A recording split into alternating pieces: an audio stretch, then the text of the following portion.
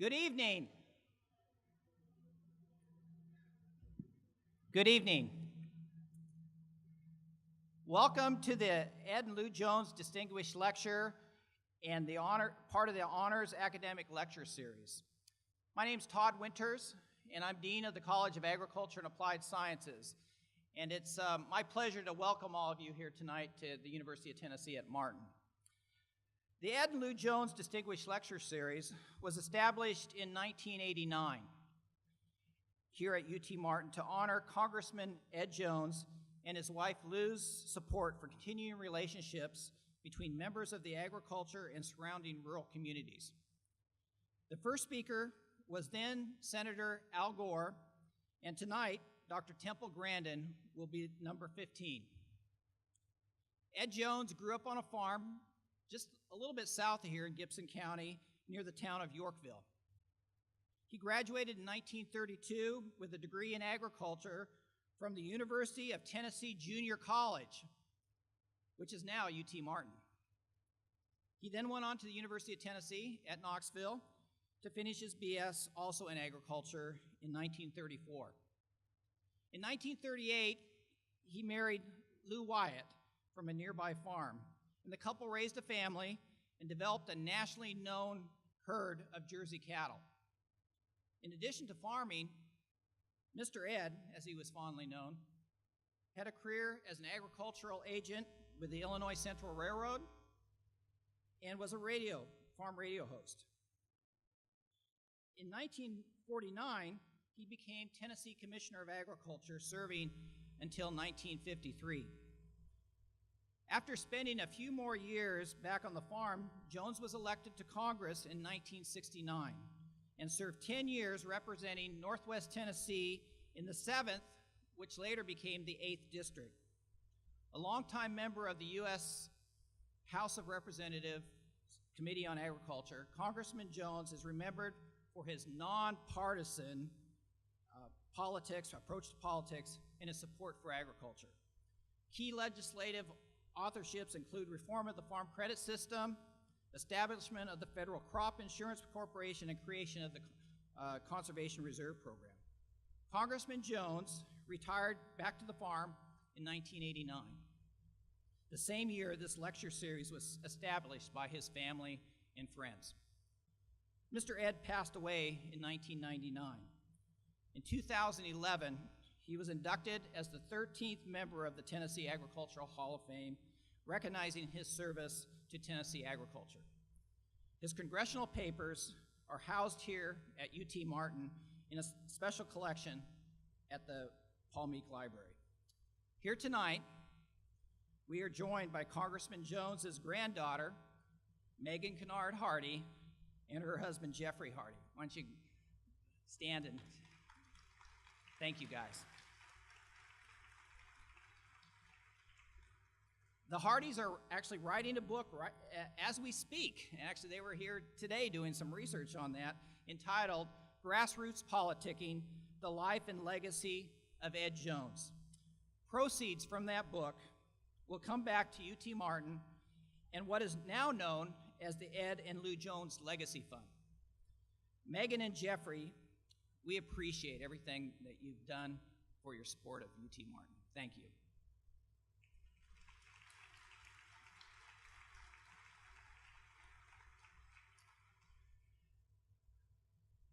I am now going to introduce to you Dr. Emily Buttry, Assistant Professor of Animal Science, who has been chair of the organizing committee, and she's going to introduce Dr. Grandin.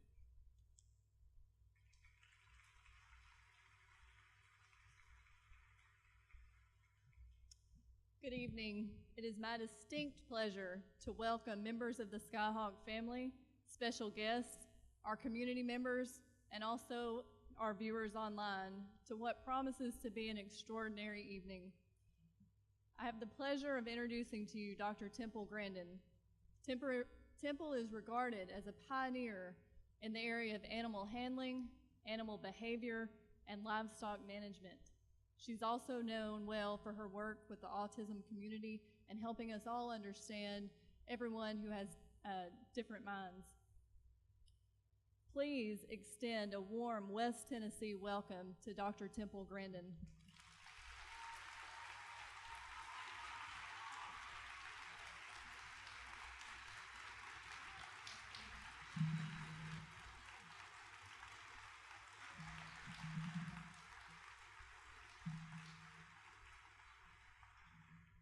Well, I got lots of things to talk about tonight.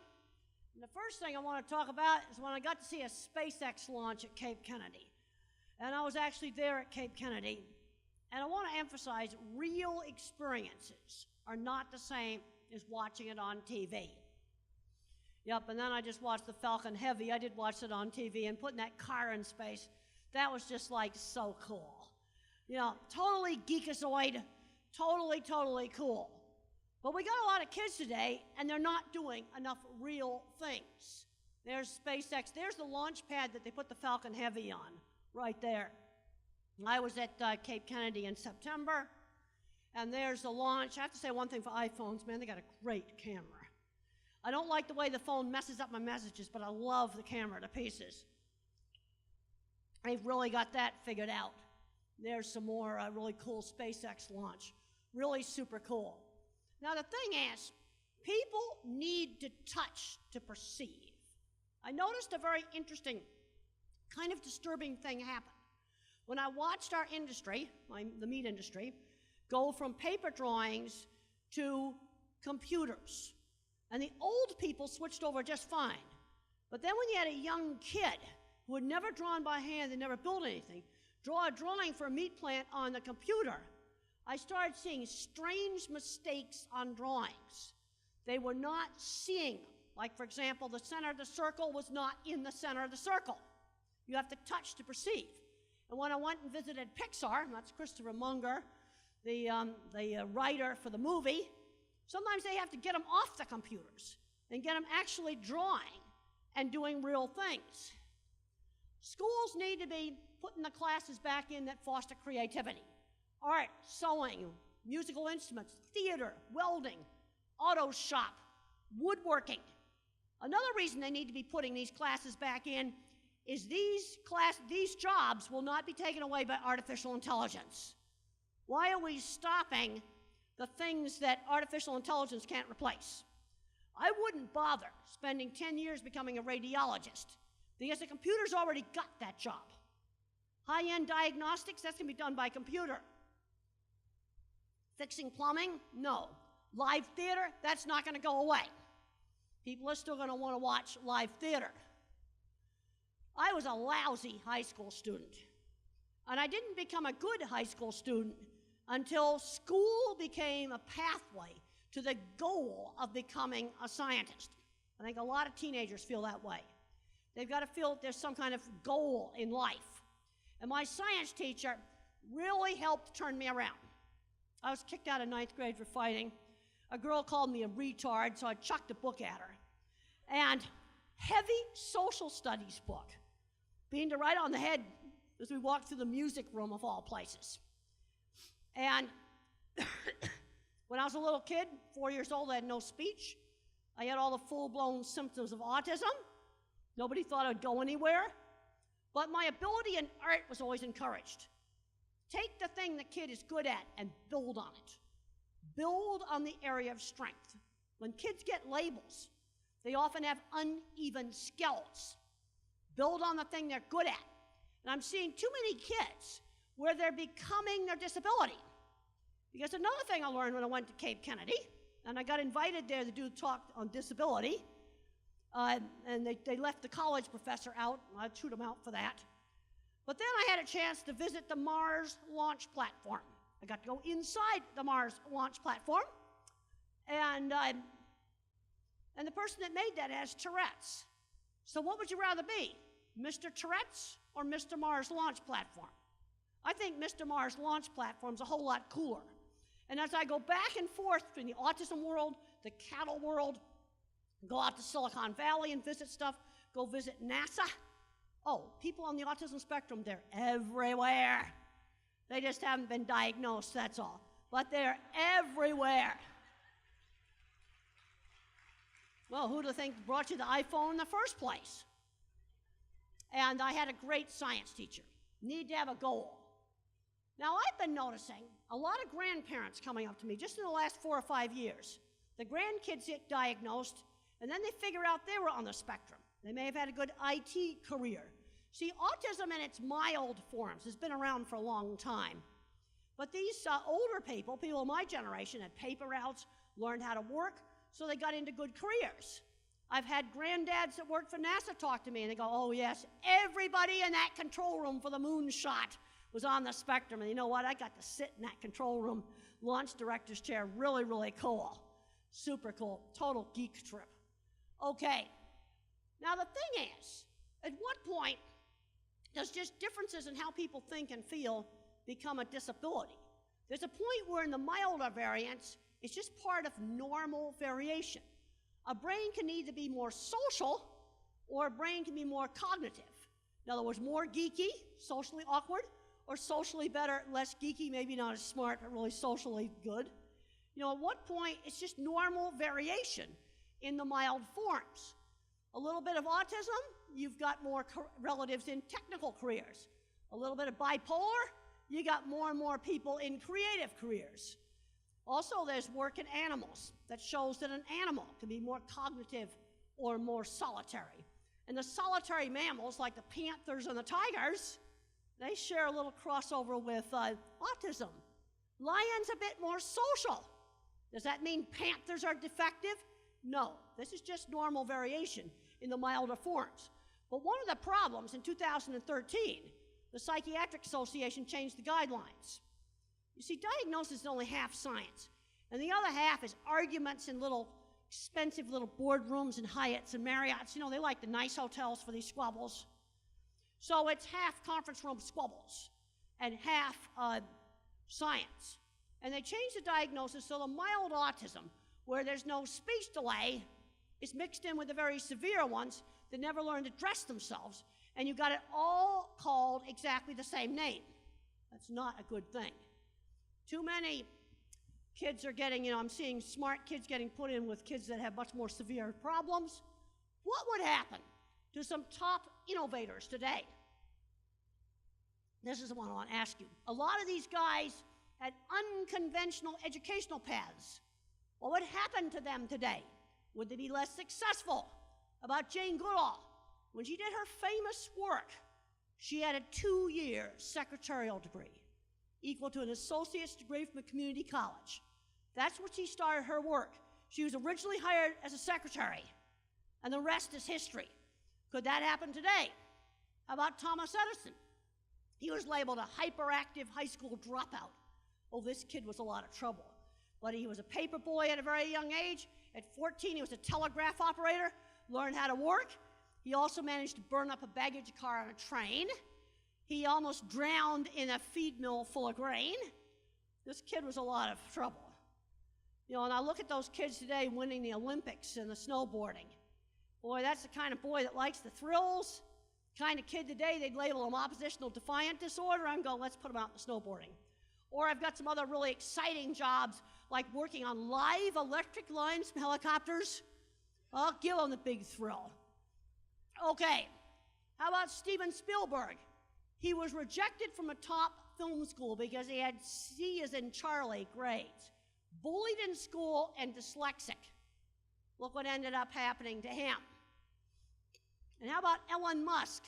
That's the guy behind the Falcon rockets. Loves Hitchhiker's Ride to the Galaxies. So when he put his red Tesla in the rocket, the little dashboard display said, "Don't panic," from Hitchhiker's Guide to the Galaxies. It was playing David Bowie's Space Oddity. You can see these super cool pictures online. Read this book. He was a different kind of guy. Read the Rolling Stone interview of him. You can make your own decisions about him, but he's a real different kind of guy.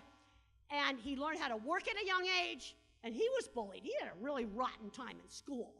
And there's his spacecraft docking with the space station. Its real name is Puff the Magic Dragon. But that's just not very professional. And there I am in the control room at Houston. Again, I jump on all the chances to get to go to the NASA places. I've been to most of them now. Really cool. This is the kind of stuff that I like to do on my vacation. And you might wonder, why is there nobody in the control room? Well, I learned a special little secret it has. As the space station goes round and round and round, it has blackout periods. Quick, run to the restroom. You got about 6 minutes before it comes back online again. And even if they had an emergency, they couldn't do anything about it anyway. So I managed to get in there right when they had a little restroom break. And this is the space station simulator at Houston. And I made sure that I photographed it in such a way that it didn't look like it really is apart in pieces. But I didn't want that to show up. And I got to thinking, they like old, reliable to run their life support system. They don't trust some of this new stuff. They trust 3 chunky old black IBM ThinkPads, the ones with the little red thing in the middle of the keyboard that no one can work right. That's what runs their life support system. Now, what are some of the common denominators of some of these successful, unique people? They grew up with lots of books and learning how to read at a young age. Books were a big, important part of my family. Early exposure to career interests. Students get interested in stuff they get exposed to. I get asked all the time, how did I get interested in the cattle industry? I was exposed to it when I was 15. That's how I got into it. Exposure. Learning how to work. Really hard. Also not over-specialized. One of the things we've done in our equine program is they have to take business classes. Want to get them to be more employable. Do different things. Mentors can be extremely helpful. Internships. There's a lot of students here.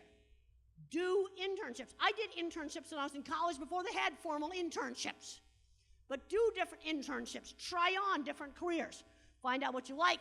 Find out what you don't like. Now, this is an interesting slide. Nobel Prize winners in science were 50% more likely to have an arts and craft hobby compared to other scientists. They were painters, musicians, dancers, composers, building things.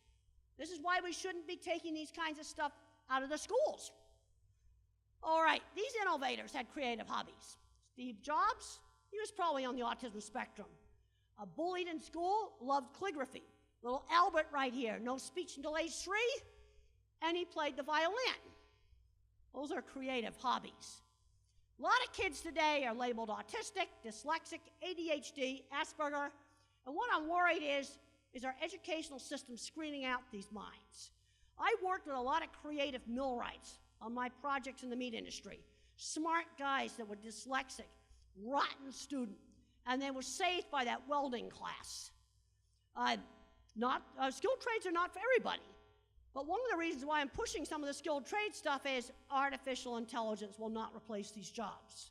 I've been watching this really, really closely, and it won't replace live theater.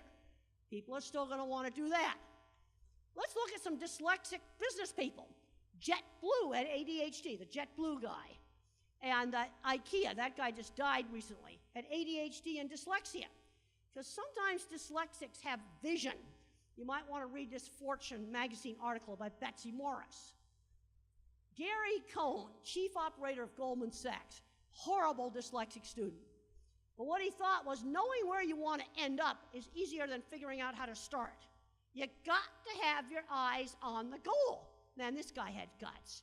He dressed up in a suit, hung out at the stock exchange, saw a fancy guy get a cab to go to the airport, shared the cab with him, and talked himself into a job. Talk about having guts. And there's a scene in the HBO movie where I walk up to the editor of the farm magazine, I get his card. That helped me get started, but I had the guts to go up and get the card. And then at a national meeting, I went up and got the card of the editor of the national magazine. Doors can open up for jobs in unexpected places. This is Tina, the project manager of our new chemistry building. She really made good use of a political science degree, building our new chemistry building. Well, how did a poli-sci major get into this job? She got a job with Hasseldan Construction answering phones. Then she started working on accounting. Then she started working on bidding jobs. Then she started going out in the field, and now she's running jobs. There's a lot of places where you can just get in the back door. The other thing is she knew how to talk really well, and she knew how to write. And one of the problems I'm seeing now with a lot of college students and graduate students, their writing skills are terrible. And don't blame it on texting. Don't blame it on that. That's nonsense. I'm going to blame it on the schools are not having them write papers, and then the teachers go in there and copy edit the work. That's how I learned how to write. I got kicked out of 9th grade, but my writing at 9th grade was better than some college students today, because we're not teaching important skills like public speaking and writing. And some people have asked me, how did I get to be a good public speaker? I panicked and walked out of my first talk. Yep, walked right out of it. You gotta do it. Get back on the horse and do it. Now, a lot of creative people did not follow a conventional path. They also did not over-specialize. You get too over-specialized. You get too over-specialized, AI is going to get your job. It's not going to get the things that are less specialized. This is one of my most important slides, the different kinds of minds. I am a photorealistic visual thinker. And when I first started my work with animals, I didn't know that my thinking was different. I thought everybody was a photorealistic visual thinker, and I couldn't do algebra.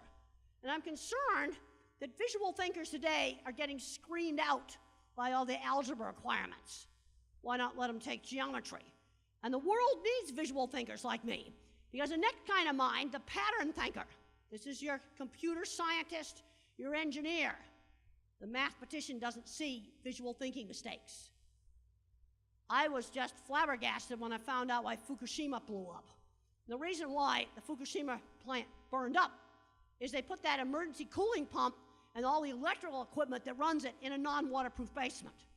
How could you do that? You put that super important stuff in a non-waterproof basement and you live next to the sea? You're talking about something completely basic. Visual thinker doesn't make that mistake. We need visual thinkers in risk analysis. Some of this stuff you can't calculate. How about the Atlanta airport fiasco? Shut down for a day. Yeah, they had 2 power supplies, but they ran all the cables through a single service tunnel. Duh. Wouldn't make that one either. Yep, and then I'm just learning about this Russian airline crash. Yes, there was some pilot error there, but I think there also was some bad design stuff that I've got to read more about it before I talk much more about that. But I think a visual thinker was needed to prevent that tragic accident. But there's scientific research that shows that there are different kinds of thinking. And I talk about this in my book, The Autistic Brain. We got plenty of those on the book table. That I am not just full of a bunch of stuff about these different minds. Then you got the verbal fact guy. Then you got the dyslexic guy where they can't read, but boy, they're good auditory. Great in sales. Everything is through their ears. We got to start thinking about how can we help these different kinds of learners to be successful. We need them. We need these different kinds of minds. One of the things that Elon Musk is very concerned about is dangerous stuff with AI. And when you read the Elon Musk book, he's not a total mathematician. His programming's just so-so.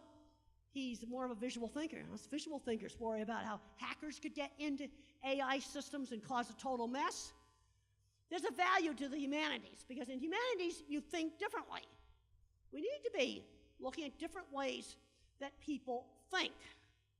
Okay, this is what Thomas Edison had to say about mathematics, because he was a visual thinker. I'm not a mathematician. I can also always hire mathematicians, but they can't hire me. And there's my book, The Autistic Brain. I got tons of scientific references in there to show you that what I am telling you is not a bunch of malarkey. And this is another book by Thomas West on the importance of the people that are visual thinkers. Okay, I'm worried that our educational system is going to be screening out a lot of these students. I'm seeing high school students that can't graduate because of algebra. So how did I get through college? Because in '66, when I went to college, algebra wasn't required. I took finite math, probability, statistics, matrices. That saved me. With tutoring, I got through that. Now, you're going to be chemist? Yep. You need to be in physics? Yes, you need to take algebra. Orbital mechanics? You need to take algebra. But just to think up a cool idea like putting a car in a rocket ship, you got to be... Because that Falcon Heavy was a test. So you have to put a load in it. Well, you can put a boring load like concrete blocks, or you can put a fun load in it. They decided to go with silly and fun.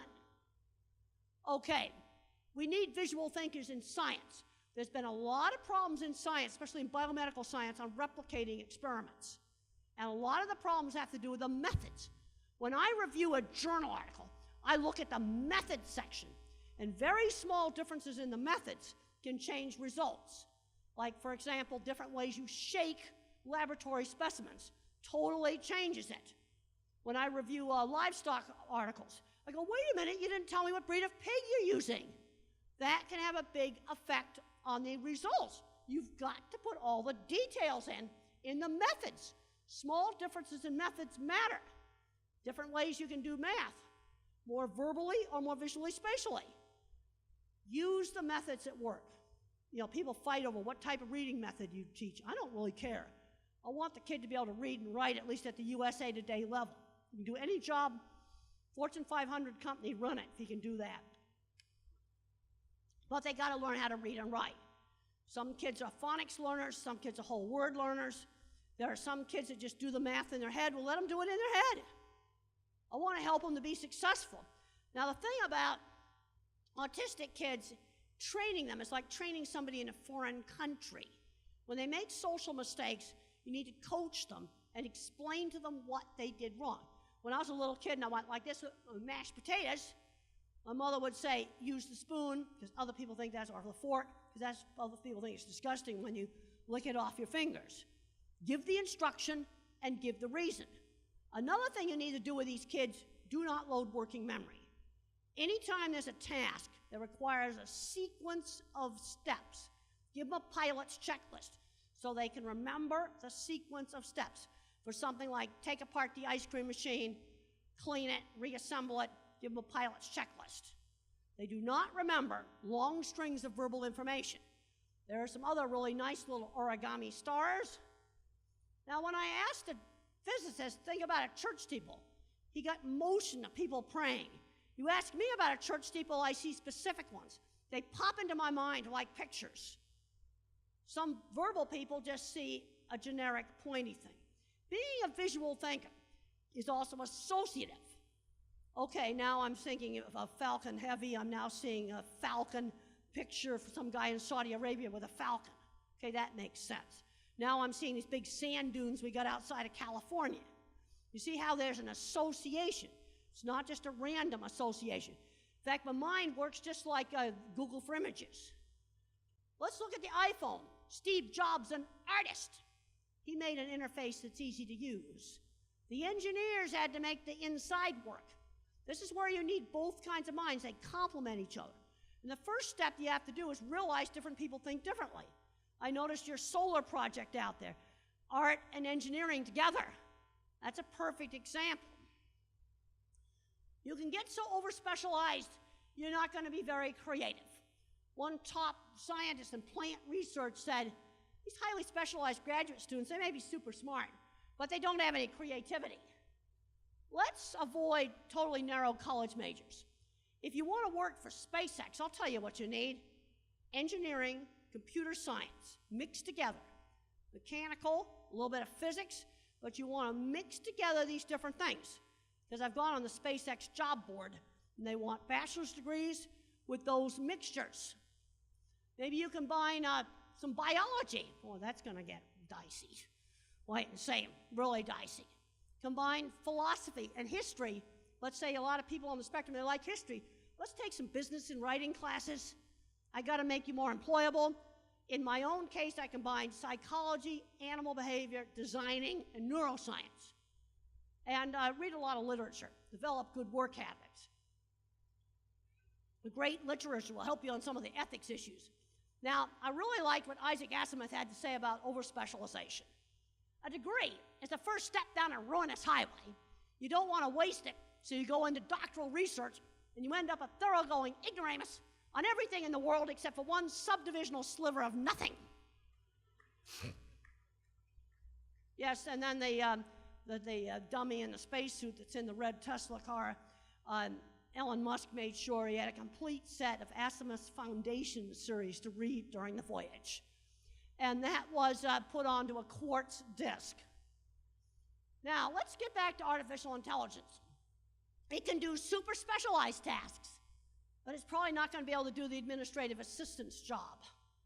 It does super specialized knowledge areas. That's what it does. We've got AI apps right now that can diagnose skin cancer, that can read x-rays. And the thing that's interesting is I learned more about visual thinking, and I learned more about how I think. An AI program's bottom up. Education's very verbal, very top down. A lot of theories. Bottom up thinking. The hypothesis is formed from the data. You take the data, you start putting it together in categories, and then from that you form the hypothesis. Concepts are formed from specific examples. That's how I think. That's why we got to get these kids out doing a lot of stuff. We can't just let them hole up in the bedroom playing video games. I've got another book over there on video game addictions. It's not pretty. And these kids are not going into video game design or even video game tournaments. They're just holding up in the bedroom. Now, the problem with top-down thinking is top-down thinkers tend to overgeneralize.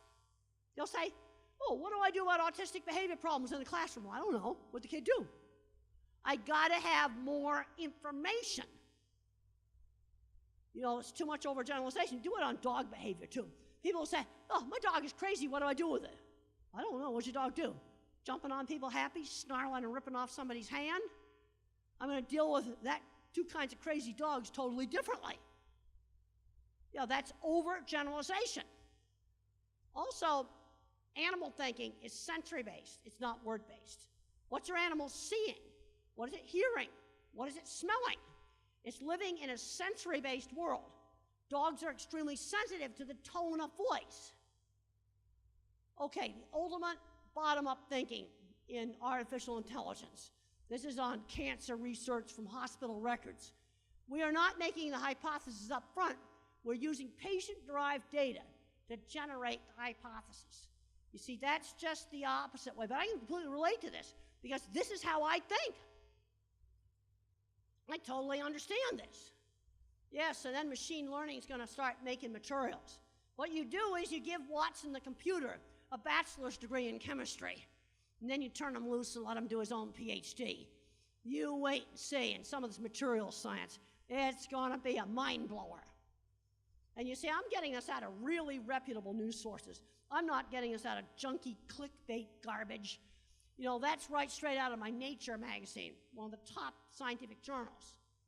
Now, being a visual thinker helped me in my work in animal science because I noticed a lot of little visual details that most people don't notice.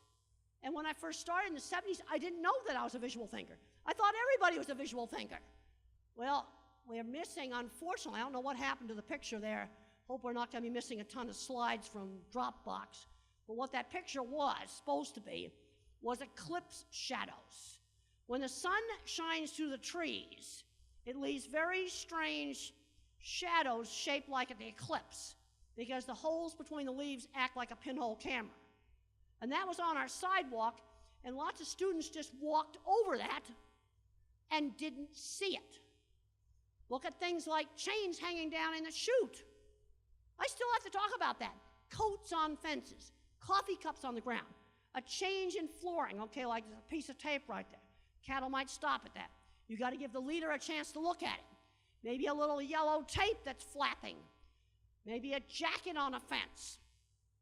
They notice little details we don't notice. Non-slip flooring, I can't tell you how important it is to have a non-slip floor for animals to stand on. They freak out when they're slipping. Okay, let's see how good you are at observation. I want you to raise your hand if you notice that that animal is looking at the sunbeam. Okay, we're not doing very well. We're doing maybe so-so. And when I show this to mathematicians, none of them see it. But when I show it to elementary school kids, half of them will see it. Animal memories are specific because they're sensory. They're not word-based. You want to understand animal behavior, you got to get away from language. Top-down thinkers tend to overgeneralize. Oftentimes in animals, you can get fear memories. I knew a horse that was terrified of black cats because during a veterinary procedure, he had alcohol chucked in his eyes. White cowboy hats were fine, black cats were scary. You see, the animal tends to associate something he was looking at or something he was hearing right when the bad thing happens. There's the Voyager going out into outer space.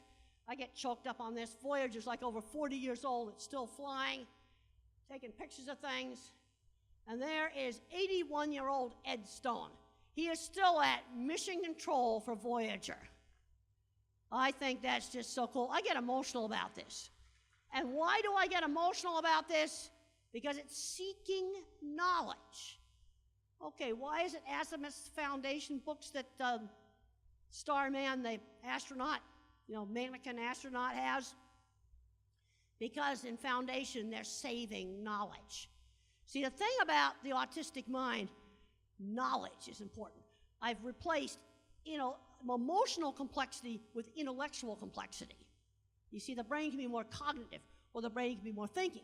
And if you are a Star Trekkie, Ed Stone may be able to find out when Voyager finally leaves the solar system why Earth can support life. But the funding's run out. So where is mission control now for Voyager? It's in a storefront next to the Puppy Training Center and the McDonald's, somewhere in California. And he's teaching young 50-year-olds how to use 8-track tapes and other ancient things they have that kept Voyager going.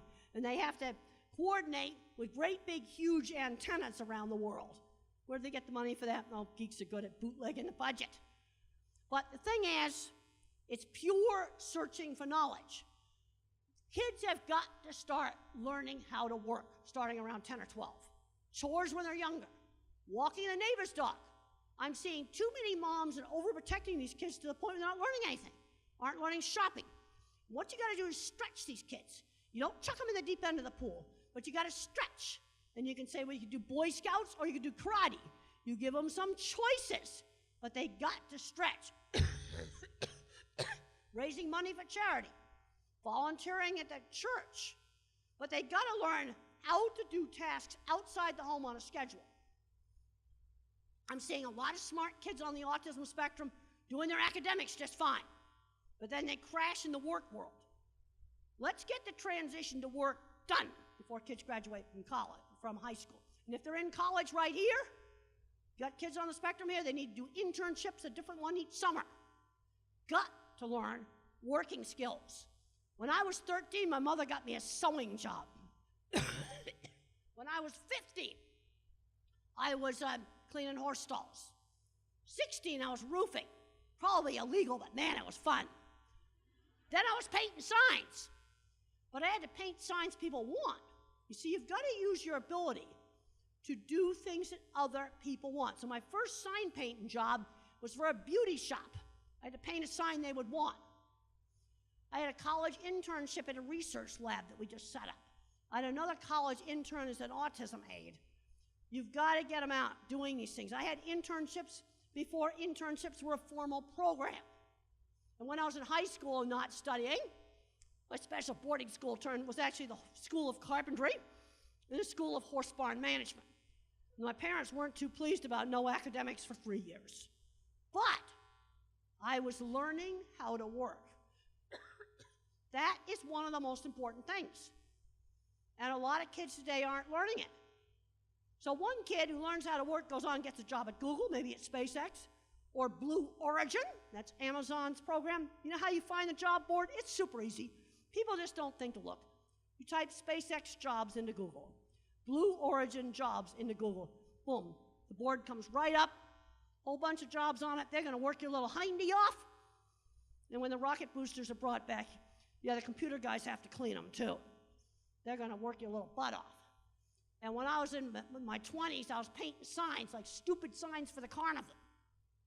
And how did I get a job like that? I showed an old sign painter my portfolio. When you're weird, you've got to show off your work. And that's my sign painting truck right there. When you're weird, you show your work off. You sell your work by showing it in a portfolio. I've had parents where they say, oh, my kid's a good artist. I said, do you have the work on the phone? Is it on your phone where you can show it to people? And I have a lot of moms going, I'm thinking about it. And when I suggested to one mom that her 16-year-old ought to go buy some paper, she started breaking down and crying. She couldn't let go. I'm seeing some moms where their identity is getting so tied up with being a special needs mom that they're not letting go. I like the can-do attitude, like the Paralympics. That's the kind of stuff I like. You know, when you figure out what people can do. Also, working for 20 years on designing equipment in the meat industry, I'd sell that job, design that job, supervise its construction, then start it up. It's all about finishing jobs. My favorite classes. I took biology, animal behavior, experimental psychology, English literature. I thought I hated English literature. I loved it. Not too over-specialized. A science teacher got me motivated to become a scientist. When I was out at my aunt's ranch, I was building things, learning lots of working skills. And the thing I loved about the movie is all the projects were right. What would happen to someone like me today? I would probably get good early intervention. We're doing a good job with the little ones. 20 hours a week, teaching language, teaching turn taking. These kids have got to learn how to take turns. Always give a kid a chance to use his language. Yeah, I looked pretty bad when I was 3 years old. But the problem now is I'd be a prime candidate for video game addiction. We have got to get that under control. I've got a book over there called The Loving Push. Tell you, the research is ugly, very ugly. I'm not suggesting banning video games, but we've got to control it. These kids aren't going into great jobs in the video game industry. We've got to get kids out working. And the other thing that concerns me is too many kids are getting defined by their label, where their label is their total identity. For me, a college professor comes first. Autism is an important part of my life, but it's not the primary thing in my life. And I think that's important. And when I go to places like NASA and places like out in Silicon Valley, they avoid all the labels. Half the programmers in Silicon Valley are on the spectrum. Sheldon Cooper in Big Bang Theory will go, I don't have Asperger's. BS, Sheldon. You've got Asperger's. You absolutely have got it. Absolutely have got it. Okay, I think taking out hands-on stuff in science is a big mistake. Because when you do the chemistry experiments in the lab, they don't always work right. That is the real world. We got a lot of young people today growing up with that totally removed from the world of real things. You know, that real things give you a practical problem solving. Well, recently I talked to a lady who ran her horse stable, and she had to teach 4 or 5 teenagers how to hook up a garden hose. I am not kidding. Well, when there's a chance to try out the new brain scanning equipment, I like to go try it out. I like to explore inner space. And I found out that I got a big visual thinking circuit. And there's another picture of my visual thinking circuit. And this scan right here shows, I don't know if this pointer's this pointer's not powerful enough. But basically, the algebra department's trashed out. I have no working memory. So I got to do a workaround, like having the pilot's checklist. And you know what? You don't need to do these scans. Everything that showed up on the scans showed up in my schoolwork. My art being good, that started showing up at 3rd grade. Things that kids good at or bad at show up around 3rd grade. Build on the strengths. There's too much emphasis on the disability. Build on the strengths that we can turn into a career. What's the purpose of school? Well, I want the kid to stay out of jail, stay out of trouble with the law, get out and do a good job, get a career he likes, have a family, have a life. And what they need for most jobs, read and write at the USA Today level, public speaking, and do the old-fashioned math through 6th grade. I've gone up to college kids, and they may be able to do all this fancy math and pass these SATs, but they can't find the area of a circle. They couldn't find out how much plastic I'd need to cover this floor. Just basic old-fashioned math. Well, one advantage for me in the meat industry, I had no academic barrier of entry. Yeah, you don't need if you can read, you can get in the meat industry. I got out of algebra. I was led into a small college on probation because I'd failed the SATs. I mean, really trashed the math, completely trashed it. And then I knuckled down and I studied. Mother pried open the back door. Then I had to work. We got to start finding back doors. We got to get more creative on this stuff. Find a back door where you can show off your kid's work. No, don't forget that scene in the movie where I get the guy's card. That actually happened. That was really important. Books were a big, important part of my life. I spent lots of time making things. Going to have a book come out this spring. It's called Calling All Minds. My childhood aviation experiments will be in that. And it's going to have lots of stuff about famous inventors, lots of cool patents. You can look up on Google Patents, all kinds of cool stuff. Those were my two favorite books as a young child, Inventors and Black Beauty. And then I also had the grown-up version of Black Beauty, too. Early exposure to career interests. I had that. Experimental psychology class, and even when I was a rotten student, I was still good at writing, and I was good at biology. Now, when you're weird, you got to show customers your work. So I'd show my drawings off. And they'd think, oh, you're weird, but you did that? Maybe you're not so stupid after all. So what I learned is I learned to sell my work, not myself. There's my original brochure that I use for selling jobs. I've done work for every single major meat company. I designed a piece of equipment called the center track restrainer system. If you want to see it work, look it up in Beef Plant Video Tour with Temple Grandin. I'm not going to show that now. And there's the original dip vat that was shown so beautifully in the movie. You know what motivated me to do these projects when I was in my 20s? I wanted to prove to people I wasn't stupid. That was really, really important to me. There's another view of it right there. And there's the one they built for the movie. Man, I love the fact that my drawings appeared in the movie, and they actually recreated all the projects that I had done. The optical illusion room, the magic gate, all of those things I actually did. And there is two of my projects just starting construction. And I realized how much working on construction affects how I think. In construction, you've got to get jobs and get them finished. And I don't want to hear parents saying, I'm thinking about getting a kid a job. You got to do it. But remember, you got to stretch them. Don't chuck them in the deep end of the pool. I'll tell you what you don't do. Take an 18-year-old girl who's really nervous and shove her in a clothing store at Christmas rush. That you don't do. You put her in there when it's less busy, and you work them into it. But in construction, there's an urgency. You've got to get things done. And there's one of my projects, brand new plant up in Idaho that's just started up. That's my center track restrainer. I'm not going to show any gucky slaughter pictures. But what I want to show you there, that's heavy metal, man. And who designs and builds, I designed that, but who builds it? Really skilled millwrights. A lot of weird and crazy guys I worked with. And who's going to replace these millwrights in the future? There's a big problem. AI ain't getting these jobs. No way, Watson computer. You're going to get wet anyway. You wouldn't be able to tolerate these jobs. And factories are crazy. They're getting really crazy right now. They need to be getting people to fix stuff. There's car plants down here in the southeast, and they're desperate right now for people to fix stuff. Now, a brand new pig plant, Clemens Foods, opened up in Michigan. They're okay because there's enough car people floating around to fix stuff. But then you get around in this area, they're really hard up for the skilled trades to fix stuff. And there's my dip vat drawing. Always like to show my drawings off.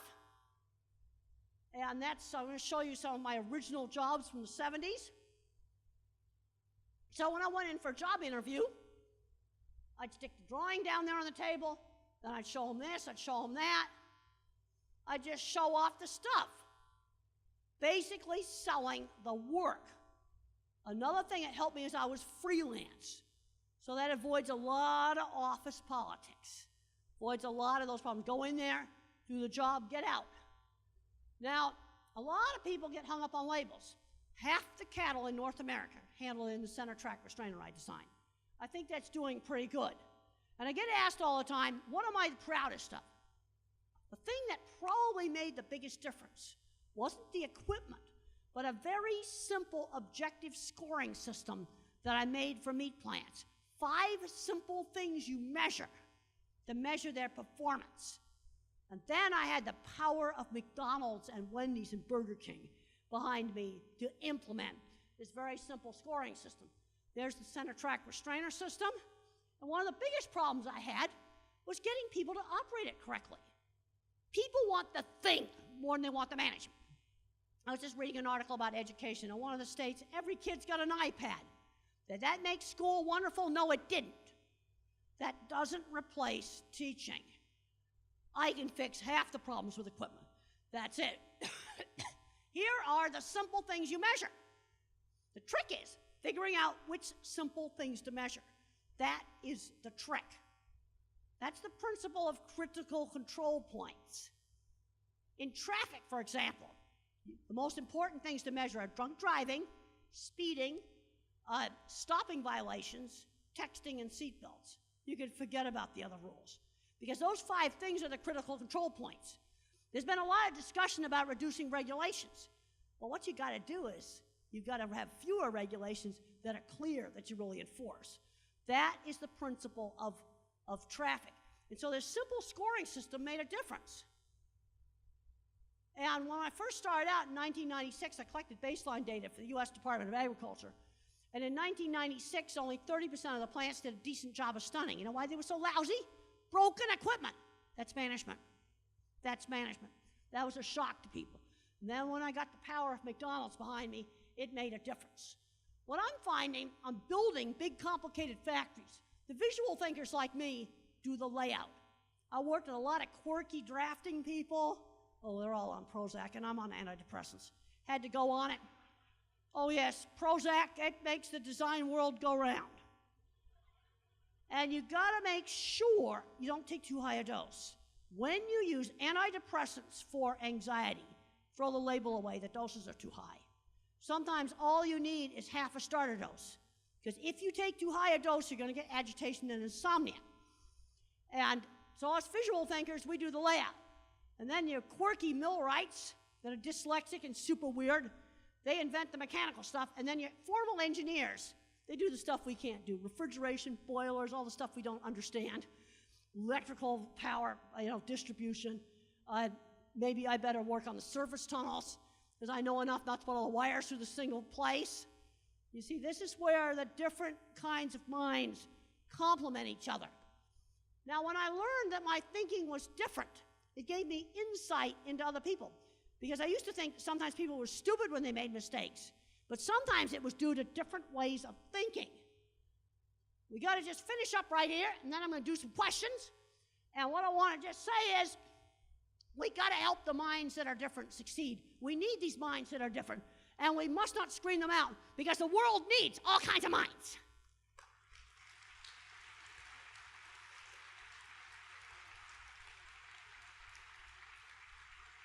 Well, hopefully they got some mics here, and it's going to be time to do some questions.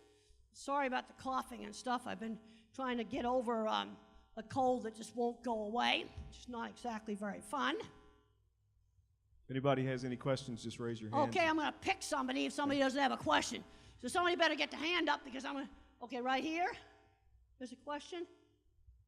Okay, I'm kind of a bit blinded by these lights. But I hope I'm getting you to think about how we can help kids to be successful. Okay? Dr. Grandin, I met you early this morning, and like I've said, I've grown up with autism, and I'm here a senior in college, graduating this May. I have been through some obstacles throughout life. I've even proven educators earlier in life wrong. Well, good that you did that. You proved them wrong. Good. Yes, because they kept telling me I am too dumb to go to college. Well, I was told I was dumb, and one of the things that really motivated me to do those DipFat projects, there was a huge motivation to prove I wasn't stupid, and I did those projects. And I have to agree with you, since I am a non-traditional student, a lot of these elementary educators are not teaching our modern-day students how to really read, write, even I'm appalled about the writing. I have a graduate student. I've got 5 graduate students. I'm not going to tell you which one's got the problem. I got to keep some confidentiality. But run-on sentences, crappy writing, and I had to copy edit her work like a high school English teacher, because she managed to get to graduate school and not have one professor copy edit work in elementary school, high school, or college. I don't blame the student for this. I blame the education system. Maybe they can take tests. But in the real world, I want somebody that can write and doesn't have horrible run-on sentences. And I've been doing like 10th grade, 9th grade English corrections on her papers. And she's getting good now. She's getting good. But I think that's an indictment of an educational system. And I've already taken your advice of going outside of my major to develop skills, get my foot into the door, such as writing for the newspaper, although I'm a poli-sci major. Well, the thing is, you've got to figure out what you're going to do with a political science degree. Maybe you can go run a construction project. That's what Tina did. And she started out answering phones. Well, in order to do that job, she had to speak well on those phones, but she learned, you see, about the business. She would have been talking to customers, to contractors, to suppliers of materials. That's how she learned the business. And she also had to write decently. And then she had to know her 6th grade old-fashioned math to work on the bidding stuff. You know, she worked right up and she's running jobs now. I think that's wonderful. Get out and do things. Okay? I'm going to get out here where I'm not blinded by all these lights.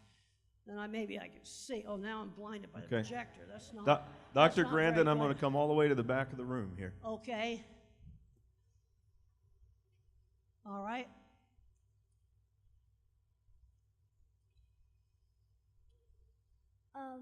Miss Temple Grandin, when you were growing up, did you ever have anxiety? And if you did, how did you deal with it? Because I had anxiety and I learned to deal with it. Well, you got to drink and have a cough drop. I started getting really bad anxiety when the hormones hit as a teenager. The little kid, I didn't have it. This is where people are different. Now, things that helped me was vigorous exercise helped. Getting out and really working hard, a lot of physical work helped. Then later on, I took antidepressants because I started getting all these colitis attacks, all kinds of problems. And when I went on the antidepressants, it stopped a lot of the colitis attacks. My body was in a constant state of fear for absolutely no reason all the time. So this brings up the whole issue of when you use medication. There's way too many drugs given out to little kids. Younger the kid, the more careful you got to be with drugs. But you don't want to be totally against drugs because a low dose of antidepressants saved me. I've been on them for 35 years. I don't dare stop taking them. I watched some of the designers go off the meds. It was a total mess. Whole absolute mess. And people with bipolar going off of meds and crashing, then frying circuit boards, and then the meds didn't work anymore. Careful, conservative use. The first thing is make sure you get plenty of exercise. I do 100 sit-ups every night, and I hate every single one of them. I do them on the bed in the hotel. And then I got to do physical therapy for my sciatica. Half of it professionally prescribed, and the other half YouTube prescribed. But I've got to do it every single night, whether I want to or not. Otherwise, I'd have a sciatic nerve problem, hardly walk. And the sit-ups help me sleep. Last night I couldn't get to sleep because I was coughing, so I did another 100 sit-ups. So I did 200 sit-ups last night to calm me down. More questions? Yes. I'm an autistic senior in high school and about to graduate this semester and think about getting a job after I graduate, but I'm afraid that I'll have an anxiety attack during You're going to have to get a job. Well, you might have an anxiety attack. When I did my very, very, very first job, my very first talk in graduate school, I panicked and I walked out. Then I learned to have really good slides, so I'd have something to back up and use. No, you need to get a job this summer. What are you good at? Well, I'm good at art, but I want to start in something small, like working at Dollar Tree or That's stuff. fine. Work at Dollar Tree. That's fine. And the thing that's going to be good about that, it'll be relatively calm. Because I don't want to chuck you into busy Christmas rush giant store mess. Like we have a Barnes & Noble, and most of the years it'd be wonderful. That's a bookstore in the West. That would be wonderful. I think it's called Books A Million around here. That would be wonderful. But Christmas rush at Barnes & Noble is a madhouse. Dollar Tree would be a good place. Because what you need to be doing right now this summer is just hold down a job at Dollar Tree and keep the job. Learn how to talk to people. Ask people there to help coach you. You've got to learn how to work.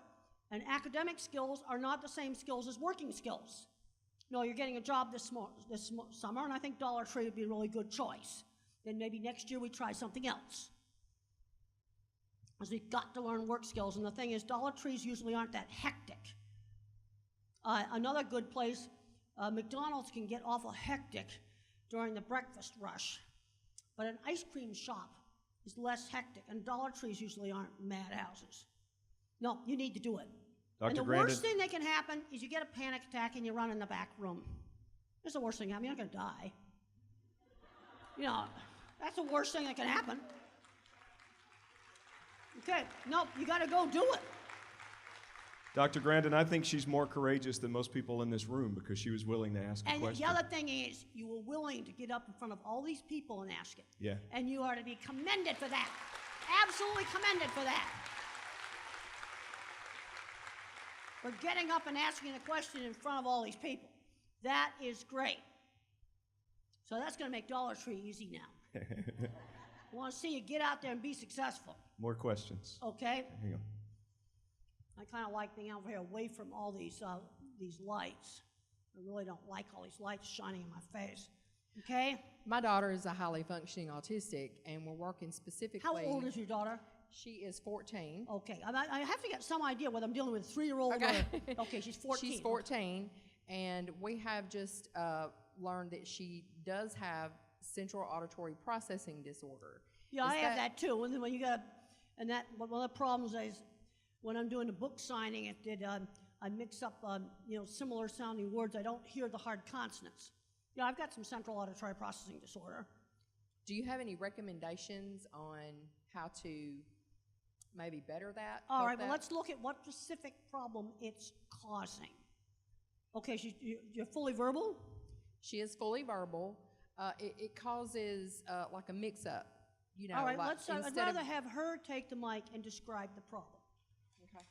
That's what she needs to do. She needs to take the mic and describe the problem. Okay. No, but I don't want Mom doing the talking. This is where I want her telling me.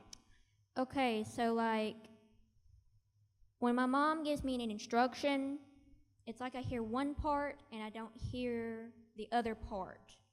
Okay, so for example, if she said, wash the dishes and make your bed, let's just say you might hear the make the bed and lose the wash the dishes because that was the first part of it. Is that what happens?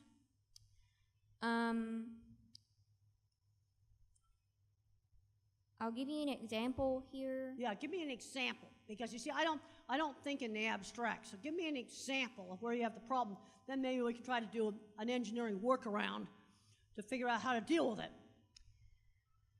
It's like my mom told me to put a book beside her purse on the couch. Asked you to get a book that was on the couch, okay? And I laid the book beside the purse on the floor and not on the couch. Now, did you hear the word couch? No. Okay, you see what's happening, lots of times in auditory processing, you get what's called clipping. So let's say she said, put the book on the couch. What happens with clipping is the word book, put the book drops out because of clipping and attention shifting slowness, and you just hear the word couch. Now something's happening here where the end of the sentence is getting clipped. So you're hearing the first part of the sentence, but then you're not hearing the last part of the sentence. Now, one of the things you might do to help that is, let's say you want to say, put the book on the couch. So then maybe you might say, put the book on the couch, please. So if the word please drops out, it won't matter. I want to keep the channel engaged for the important part of the sentence. That might be an easy workaround. You could just try that. Thank you. Just try that. It might work, it might not. Good. Again, I want to commend you for getting up and talking in front of everybody, because I know that that's not an easy thing to do. Dr. Grandin, we have a young man right here who would like to ask a question. When the Squeeze Me machine broke, how did you transition to hugs? Well, it already transitioned to hugs before it broke. So when it broke, I found out I didn't need it that much. You see, this is where we need to work on desensitizing some of the sensory issues. Let's say you have a kid that's terrified of the vacuum cleaner. Give him the vacuum cleaner where he can turn it on and control it. Because if the horrible sound if you have control over it, it can sometimes learn to tolerate it. I was scared of popping balloons. I hated balloons. Now, what should have been done with that? Let's blow up a balloon this big, and then I pop. Then we gradually make them bigger, and I pop them. I blow them, I pop them. Then I might be able to tolerate popping balloons. Sometimes you can desensitize something where you control it. Or let's say you're going to wear headphones. If you wear headphones all the time, it's going to make your ear more sensitive. You've got to have them off most of the time. So what you want to do, you can have the headphone with you, but then you try not to wear it. It's there if you need it. If you go in the industrial strength, scary, awful bathroom where you don't have any control of anything with all the automated stuff, you put the headphone on for that. Take it off when you come out. But then other times you can have it with you, but then you try not to wear it. And then you see, but you have control. And this helps to teach you to tolerate stuff you can't tolerate. Sometimes that works. More questions? We've got a question here in the back. Okay. Dr. Grandin, how do you think schools with poor funding could help develop hands-on activities for students? Well, I don't know. They did plenty of that in the 50s. The schools just got to decide to do it. That's the main thing. See, one of the problems I'm seeing with some young parents today, there's no resourcefulness. They got Google right there in their computer, and they don't think to look stuff up on it. It's right there in their computer. No, somebody just has to decide that they're going to do some of this stuff. And you can work math into things like cooking, proportionality, things like that. No, I think taking hands-on classes out is really stupid, especially now looking at the AI stuff coming on the horizon. Because the stuff they're taking out is all the stuff that AI will not replace. And I'm following the AI stuff really carefully in all the business magazines and the science magazines. Yeah, high-end diagnostic jobs that people go to medical school for 10 years will be replaced by AI. Don't be bothered. Frontline nurses, pediatricians, people working on the front line, that's not going to get replaced. It's some of the high-end stuff, radiology, endocrinology, internal medicine. I wouldn't major in that stuff. Dr. Grandin, we have a question here to your left.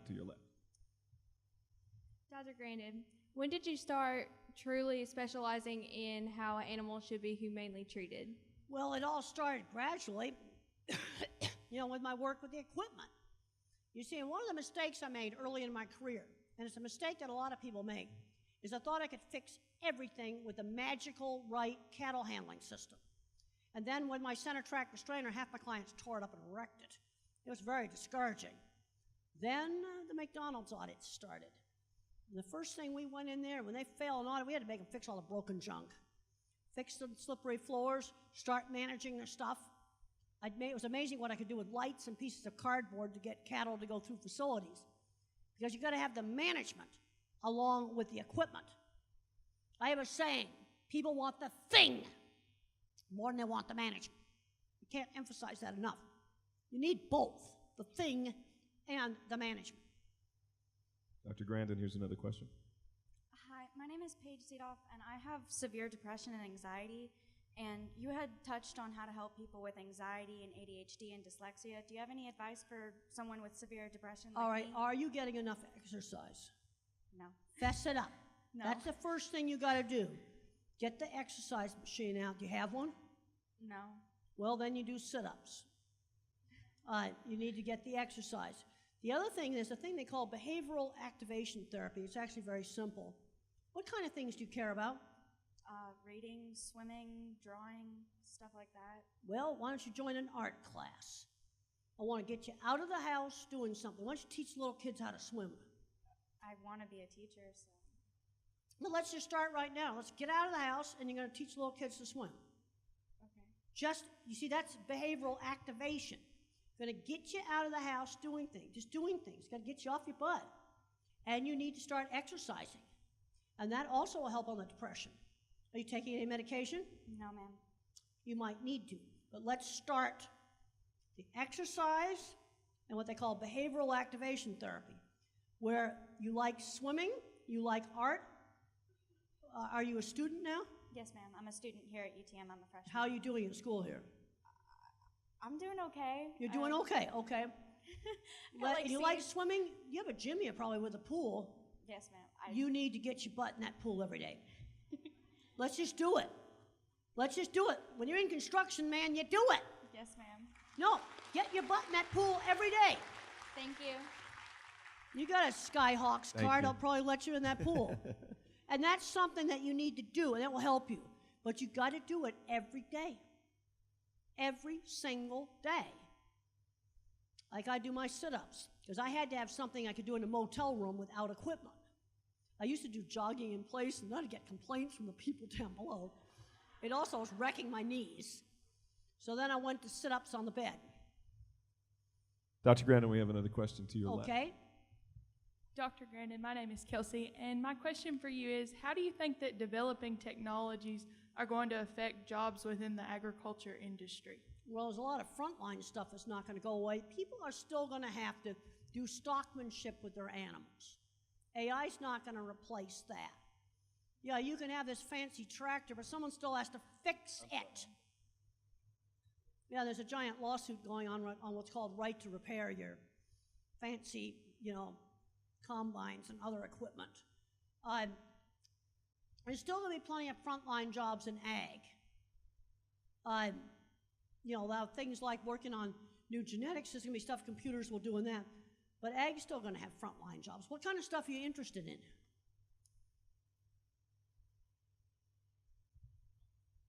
Policy planning? Well, okay, well, I'm going to tell you what, we're going to end up talking about policy. This suit better get out of the office and find out how their policy is going to affect what happens on the ground. Let's look at places where politics has not made a mess out of rules. Traffic, elevators, and airplanes. You know why?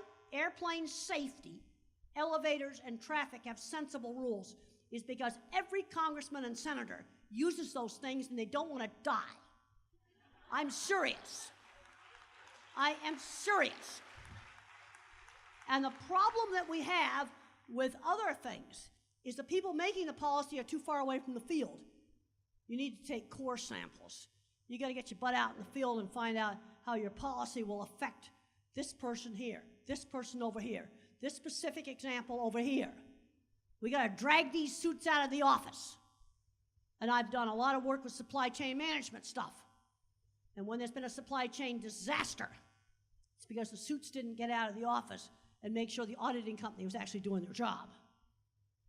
Yeah, don't get too abstract in policy, because you can get off into bull you-know-what country real fast. Dr. Grandin, we have a question. Let's just take a couple of more questions, and then I'll be over at the book table. In the very back. Okay? Hi, I have a 5-year-old.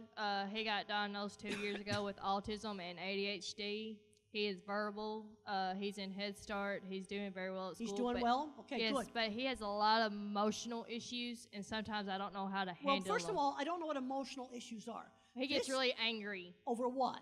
Just about anything. Like what? He can be riding a car and just get mad and start screaming and hitting for no reason. Are there any consequences for screaming and hitting? Yes, ma'am. He has to go to his room. He sits on his bed and he can't play with his toys or nothing. But it's like he is really mad.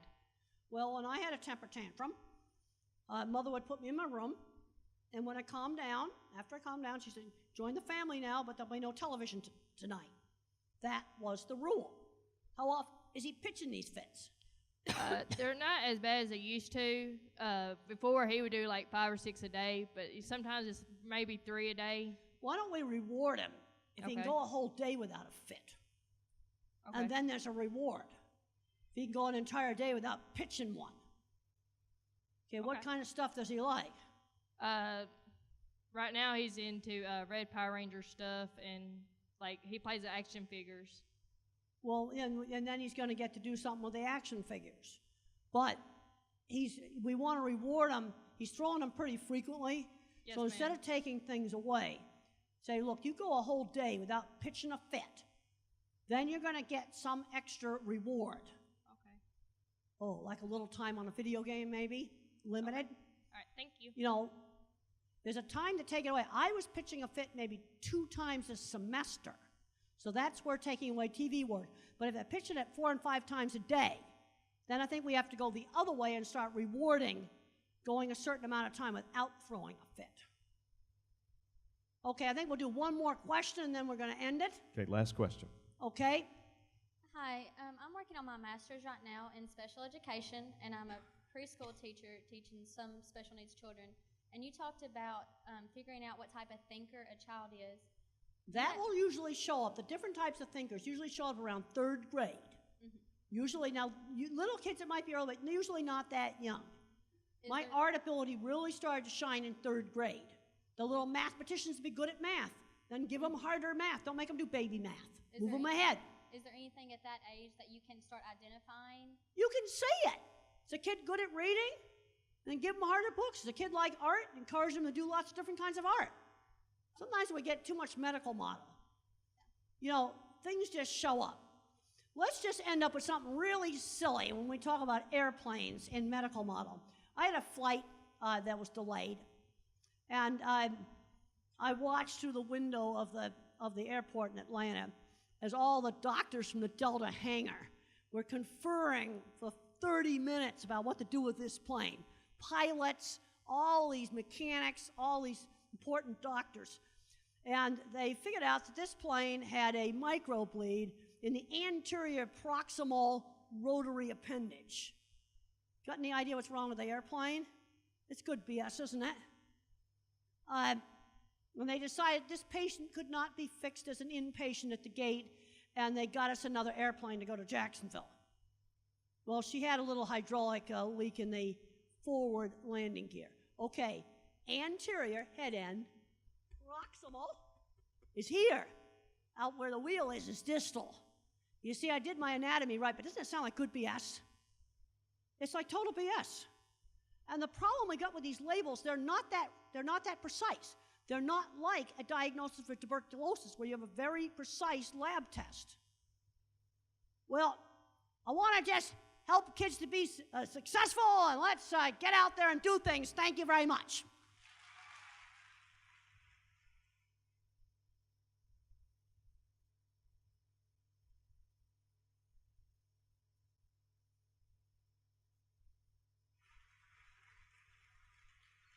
Well, and I'll be over at the book table. Thank you. Okay. One more time for Dr. Temple Grandin, ladies and gentlemen. Thank you. Again, she has about 10 different books that are in the back of the room that she will be signing. She can be here for a little bit longer before heading to Nashville. If you have not watched the movie Temple Grandin, I encourage you to do so. If you have Amazon Prime, it's absolutely free. Read one of her books, watch her YouTube videos, and on behalf of the University of Tennessee at Martin, thanks for coming out tonight and have a great evening.